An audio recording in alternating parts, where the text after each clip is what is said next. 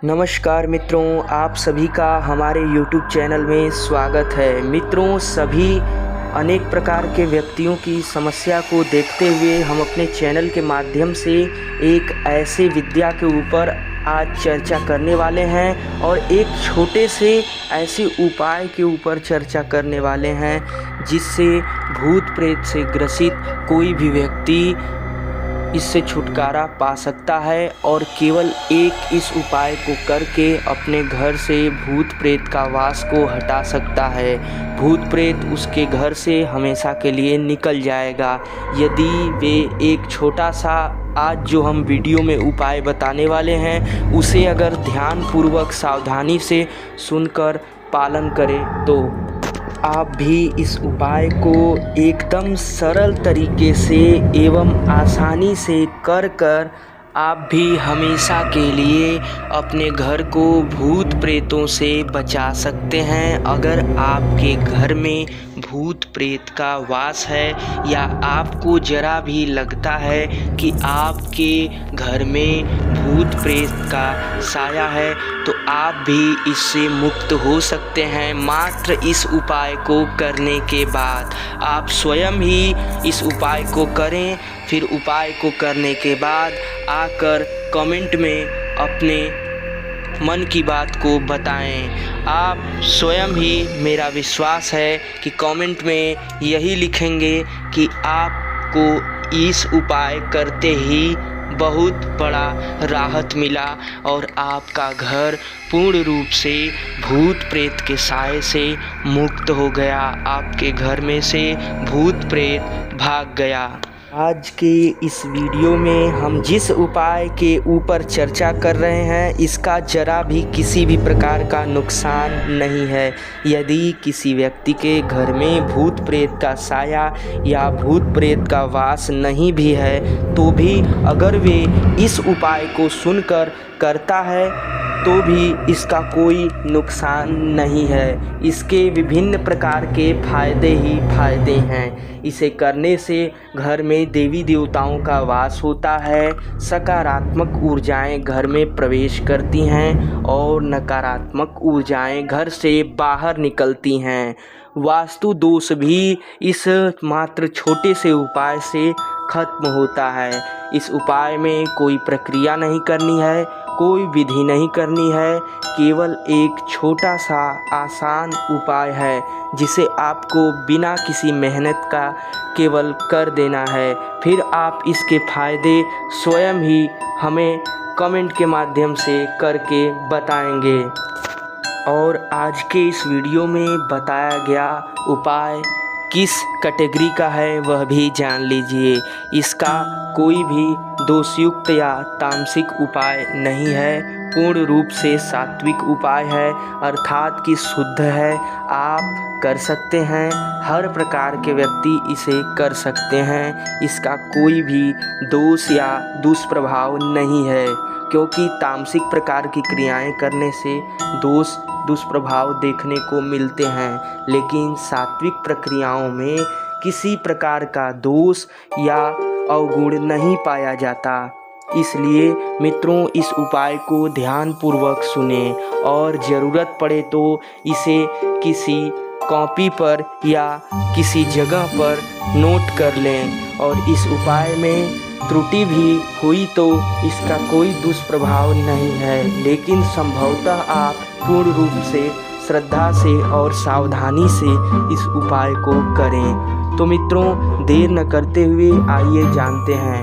Video अच्छी लगे तो वीडियो को अवश्य लाइक करें, साथ ही साथ हमारे चैनल को सब्सक्राइब कर लें और बेल आइकन को ऑल पर प्रेस कर लें ताकि अगली विभिन्न प्रकार की जानकारी हम इस चैनल के माध्यम से लाएं तो आपको भी वह जानकारी मिल सके। तो आइए मित्रों, विलंब न करते हुए जानकारी की ओर बढ़ते हैं और आपको बताते हैं इस उपाय के बारे में। मित्रों, इस वीडियो में आसान रूप से बताए गए आपको 5 उपाय करने हैं जो कि बिल्कुल ही आसान है, इसमें कोई भी कठिनाई नहीं है। और हमने 6 उपाय बताए हैं। यदि आपको इन 5 उपाय में ज़रूरी समझ में आए कि छठा भी करना है तो आप कर सकते हैं। वैसे इसमें से 5 उपाय, 4 उपाय, 3 उपाय ही करते करते आपको पूर्ण राहत मिलने लगेगा और आप खुशी का महसूस करेंगे और साथ ही साथ आप धन्यवाद व्यक्त करेंगे। तो आइए जानते हैं। पहला उपाय यह है कि घर के मुख्य सिंह द्वार पर आपको हनुमान जी की पंचमुखी चित्र लगाना है। आपको इसका मतलब हम समझा देते हैं। घर के मुख्य सिंह द्वार अर्थात कि जहाँ से आपके गृह मतलब आपके घर के अतिथि प्रवेश करते हैं या आप प्रवेश करते हैं, जहाँ से आप घर के अंदर प्रवेश करते हैं मुख्य द्वार पर आपको एक चित्र लगाना है जिसमें हनुमान जी की 5 मुख वाली चित्र हो। वो चित्र आपको मुख्य द्वार पर लगाना है।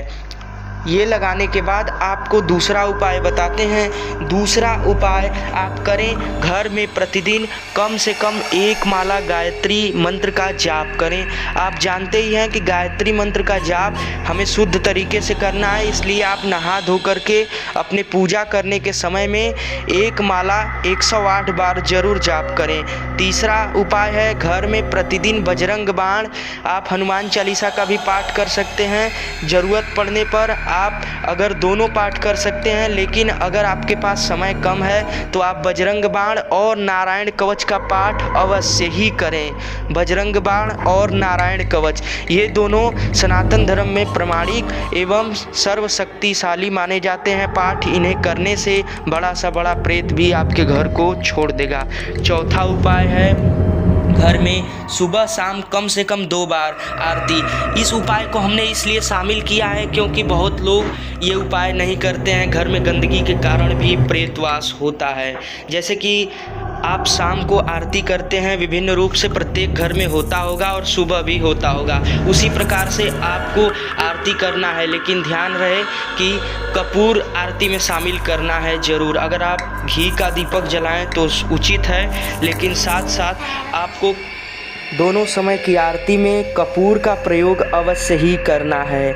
और 5वां उपाय जो कि बेहद ही सरल है, गले में एक शुद्ध तुलसी की माला या रुद्राक्ष की माला धारण करें। अगर आप भगवान विष्णु या उनके अवतारों का पूजन करते हैं, भक्त हैं, इष्ट मानते हैं तो आप तुलसी धारण कर सकते हैं, और भगवान शिव को मानने वाले हैं या उनके अवतारों को मानने वाले हैं तो आप रुद्राक्ष की माला को धारण कर सकते हैं। अगर आप दोनों लोग का पूजन करते हैं, ध्यान करते हैं तो आप दोनों भी माला एक साथ पहन सकते हैं, लेकिन दोनों में से एक अवश्य पहनना है, या रुद्राक्ष या तुलसी।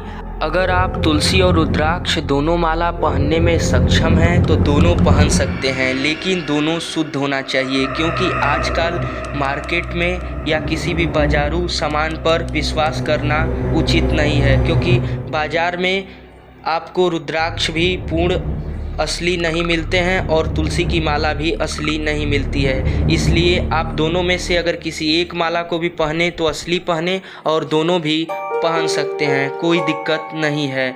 और छठा उपाय अगर आपसे हो सके तो कर सकते हैं, नहीं तो 5 उपाय पर पूर्ण श्रद्धा रखें। आपको इन 5 उपाय से ज़रूर ही पूरी राहत मिलेगी और आपके घर से प्रेत बाधा पूर्ण रूप से हट जाएगा। छठा उपाय है, यदि आप 5 उपाय को करें तो भी उचित है, अगर आप कर सकें तो छठा उपाय भी कर सकते हैं। वह है, ज़रूरत पड़ने पर अगर प्रतिदिन ना हो सके तो हफ्ते में कम से कम 1 बार अवश्य घर में छोटे ही पात्र में सही अपनी क्षमता के अनुसार आप एक यज्ञ जरूर करें। और इस यज्ञ में याद रहे भगवान विष्णु के मुख्य 11 अवतार, अगर आप पूर्ण 24 अवतार का ध्यान करके आहुति दे सकते हैं तो दे दीजिए, नहीं तो मुख्य 11 अवतार और 12 ज्योतिर्लिंग के नाम से आपको जरूर आहुति देना है। साथ साथ 51 शक्तिपीठ और माता के 9 रूपों का नाम लेकर आहुति प्रदान करें, और उसमें श्री सीताराम जी और हनुमान जी का ध्यान अवश्य करें, और यज्ञ में गणेश जी को भी आहुति प्रदान करें। और अगर आप में से किसी को भी यज्ञ की विधि चाहिए या यज्ञ करने में समस्या है तो यज्ञ की विधि पर भी हम वीडियो इसी चैनल पर लाएंगे, इसलिए चैनल को सब्सक्राइब कर लें। और किसी भी अन्य जुड़ी हुई समस्या अगर आपके ऊपर है तो आप कमेंट अवश्य करें। हम उसके ऊपर भी विशेष रूप से अध्ययन करके शोध करके वीडियो अवश्य लाएंगे। तो तब तक के लिए धन्यवाद। मिलते हैं एक नई जानकारी के साथ। राधे राधे, जय श्री कृष्णा। चैनल को अवश्य सब्सक्राइब कर लें। वीडियो के प्रचार प्रसार हेतु वीडियो का प्रचार प्रसार का दिव्य पुण्य लाभ उठाने के लिए वीडियो को अधिक से अधिक मित्रों तक पहुंचाएं और सबको इस जानकारी से अवगत कराएं। इन उपायों पर पूर्ण श्रद्धा रखें। मेरा पूर्ण विश्वास है कि यह पूर्ण रूप से सही उपाय है, शुद्ध सात्विक उपाय है। आपको 100% राहत मिलेगा, लेकिन उपाय पर पूर्ण श्रद्धा अवश्य रखें।